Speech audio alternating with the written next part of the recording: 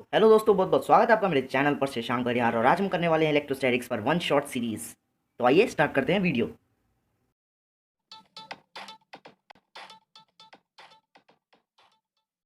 जी हाँ guys, one shot series is back और आज हमारा दुश्मन है इलेक्ट्रोस्टैटिक्स। तो इलेक्ट्रोस्टैटिक्स बहुत बड़ा यूनिट है जिसको कवर करने के लिए हमें कम से कम 3 से 4 वीडियो चाहिए होगी। तो ये वन शॉट सीरीज है तो, लेकिन इसको रिवाइज करने के लिए आपको कम से कम 3 से 4 वीडियो लगेगी। तो आइए स्टार्ट करते हैं वीडियो।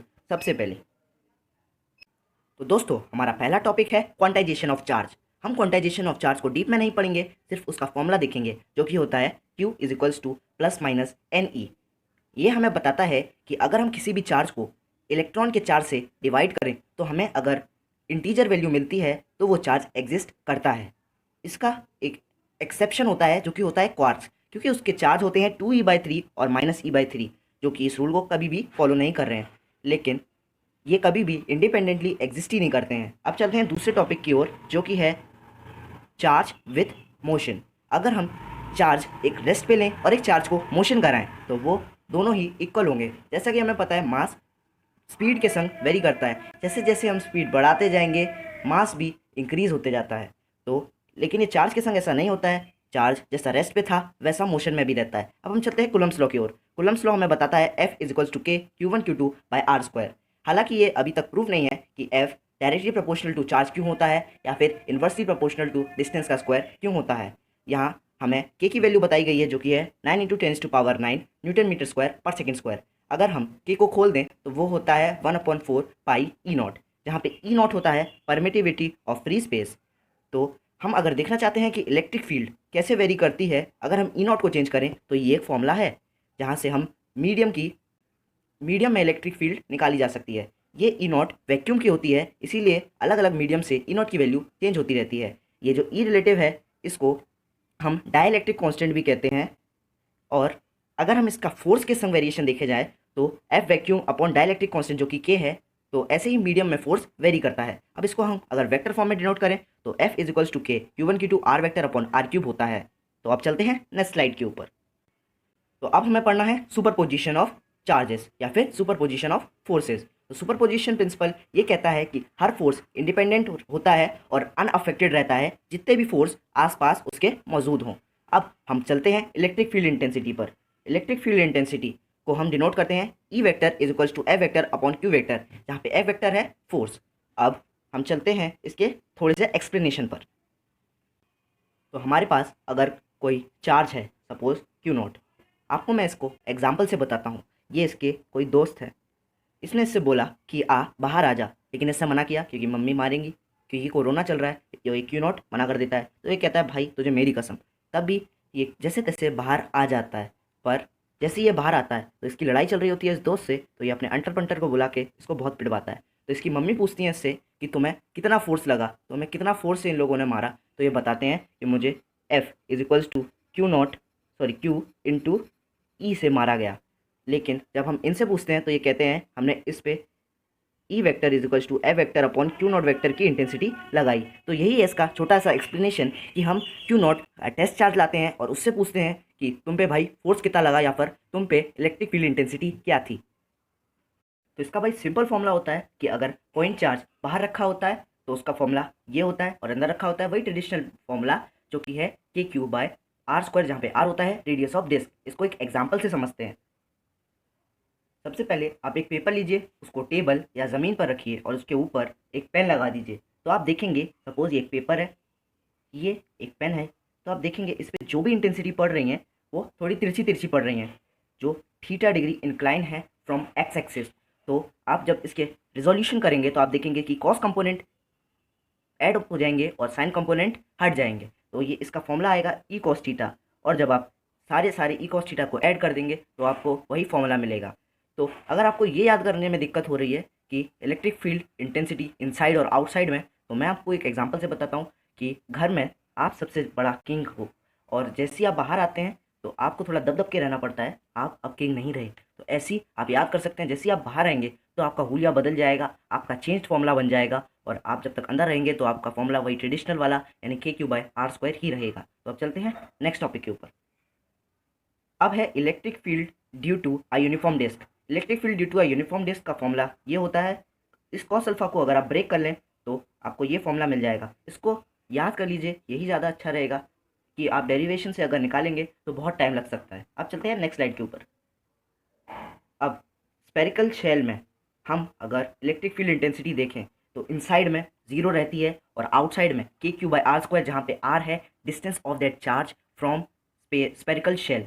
उसका ग्राफ कुछ इस तरीके से बनता है। अब हम चलते हैं सॉलिड स्पेयर की इलेक्ट्रिक फील्ड इंटेंसिटी पे। सॉलिड स्पेयर क्योंकि अंदर से भी भरा होता है इसीलिए उसके अंदर इलेक्ट्रिक फील्ड इंटेंसिटी फ्लो होती है, और स्पेरिकल शेल अंदर से खोखला होता है, हॉलो होता है, इसीलिए उसके अंदर कोई इलेक्ट्रिक फील्ड इंटेंसिटी नहीं होती है। अब सॉलिड स्पेयर का हम देखें कि आउटसाइड में के क्यू बाई आर स्क्वायर होता है।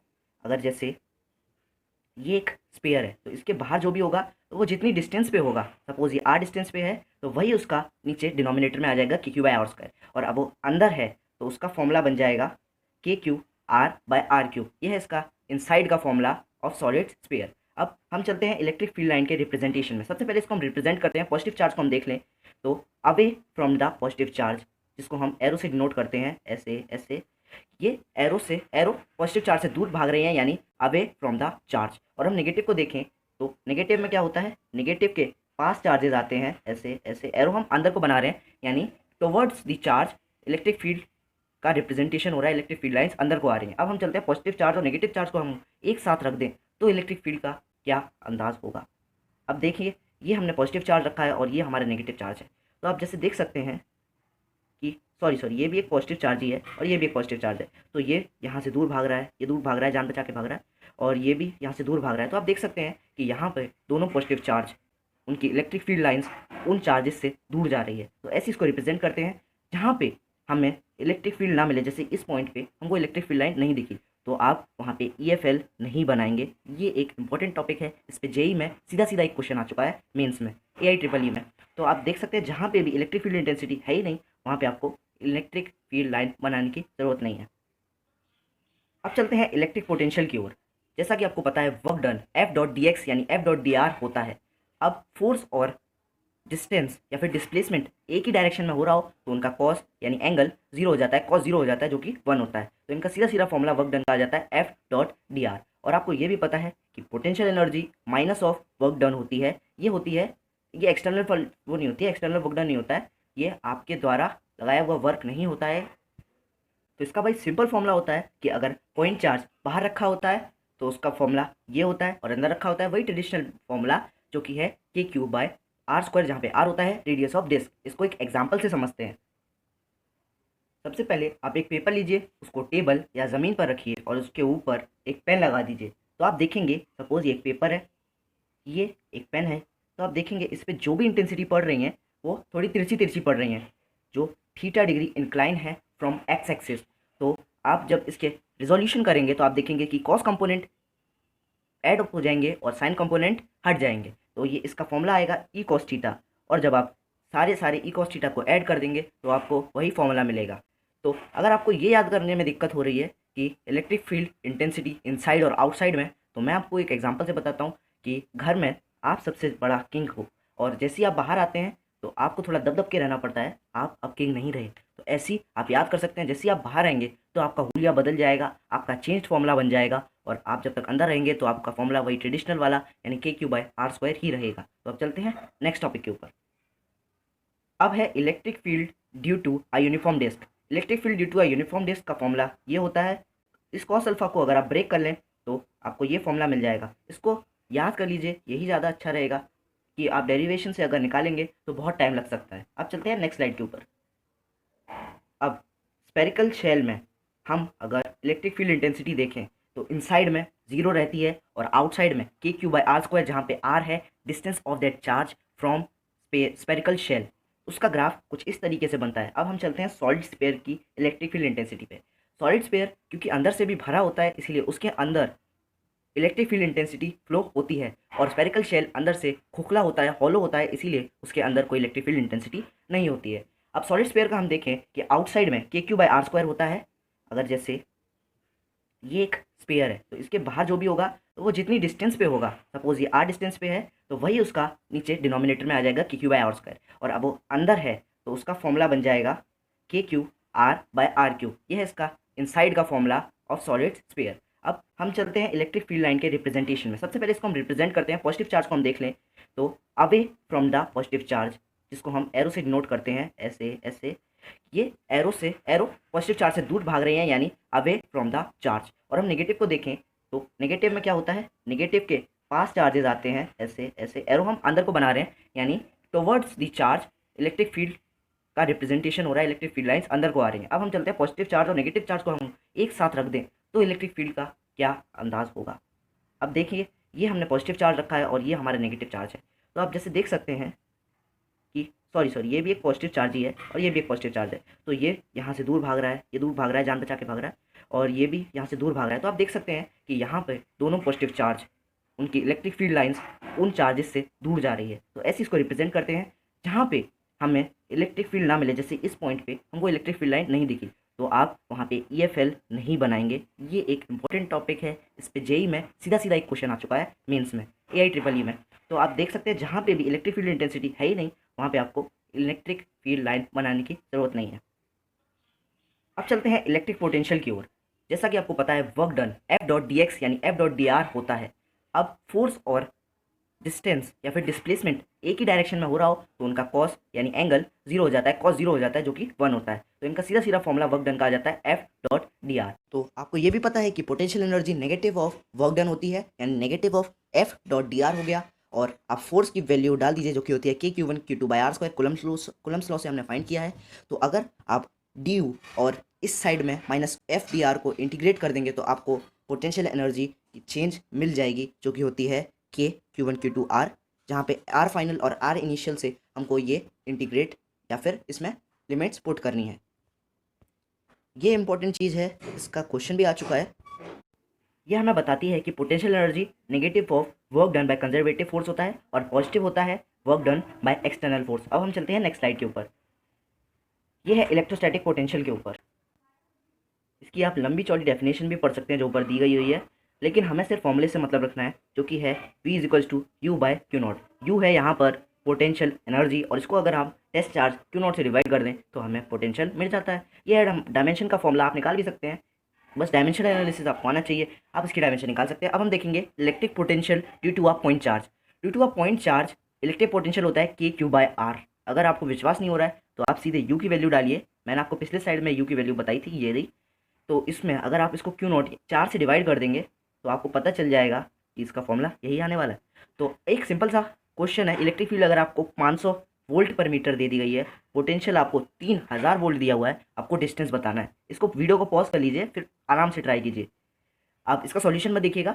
अब देखिए इसमें करना क्या है, इलेक्ट्रिक फील्ड का हमें फॉर्मूला पता है KQ/R² होता है और अभी अभी हमने इसका भी निकाला पोटेंशियल का, वो है KQ/R। तो अगर आप इसको डिवाइड कर देंगे तो आपको मिल जाएगी R=6 मीटर। अब चलते हैं आखिरी स्लाइड पे जो कि अच्छा क्वेश्चन है, उसके लिए आपको एलन का एक्सपेंशन पता होना चाहिए। अब इसके सॉल्यूशन के ऊपर चलते हैं, एक बार इस क्वेश्चन को अच्छे से पढ़िए और खुद भी ट्राई कीजिए। उम्मीद करता हूँ आपने ये क्वेश्चन अच्छे से देख लिया होगा और ट्राई भी किया होगा। अब इस क्वेश्चन में दिया क्या हुआ है कि आपके पास एक चार्ज +Q फिक्स्ड है each of the point at x0, 3x0, 5x0, यानी ये कहना चाह रहा है कि हर ऑड कंसेक्यूटिव डिजिट पे +Q चार्ज फिक्स है और -Q फिक्स्ड है हर इवन कंसेक्यूटिव टर्म पे -Q फिक्स्ड है। तो हमें बताना है पोटेंशियल क्या होगा ओरिजिन पे, इस सिस्टम जो ये ऊपर सिस्टम बना है इसका। तो इसमें आपको पोटेंशियल का फॉर्मूला लगाना है जो कि है V=V++V-, जितना भी V पॉजिटिव से बनाया गया है और उसको V नेगेटिव से माइनस अगर कर देंगे तो हमें सारा मिल जाएगा। तो सबसे पहले V पॉजिटिव, यानी जैसा कि हमने देखा है कि कंसेक्यूटिव टर्म्स जो कि ऑड पर है वहाँ पे +Q चार्ज आ रहा है और जो इवन है वहाँ पे -Q आ रहा है। तो प्लस वाला कौन सा हुआ, ऑड वाला, तो इसका हम एक्सपेंशन लिखें ऐसे KQ x0 1 + 1/3 + 1/5 और इसको प्लस कर दें हम KQ/x0 -1/2 -1/4 -1/6 ऐसे। अब हम जब इन दोनों को ऐड करेंगे तो हम देखेंगे कि हमारे पास ln2 का एक्सपेंशन आ जाएगा जो कि ये दिया हुआ है। अगर आपको नहीं याद है तो याद कर लीजिए 1 -1/2 + 1/3 -1/4 + 1/5 एंड सो ऑन। तो ये आपको दे दिया गया है ln2 का एक्सपांशन। तो अब आप देख सकते हैं कि V=KQ(x0) और ये जितना भी अंदर का कचरा था सब हमने ln2 में कंप्राइज कर दिया है और ये आपको सीधे फॉर्मूला मिल गया। यहाँ पे k को हमने ब्रेक कर लिया है 1/4πE0। तो आज के लिए इतना ही।